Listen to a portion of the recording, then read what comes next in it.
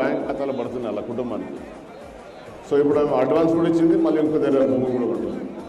Assigned వాళ్ళకు కూడా 20 లక్షలు. ఇవన్నీ ఎట్లా అయినాయి? రేవంత్ అన్న ఇచ్చిండు. మిగతా అన్ని కాదు, శివన్న అడిగిండా, ఏమో కొట్లాడుకున్నాడా, లేకపోతే అడుగుకున్నాడా, దండం పెట్టినా, ఏదైతే ఇచ్చింది ఎవరు? మన బిడ్డ ముఖ్యమంత్రిగా ఉన్న రేవంత్ అన్న.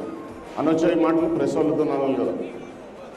మనకు ముఖ్యమంత్రి కాదు, మన బిడ్డ ముఖ్యమంత్రి. సో ఖచ్చితంగా ఇక మిగతా కూడా శాంక్షన్లు వస్తాయి. ఈ సుదీర్ఘ ప్రయాణంలో ఒకటి చెప్పాలనుకుంటున్నా. ముఖ్యంగా నాకు ఈరోజు అన్నీ సాధించుకున్నామంటే మీ సపోర్టు.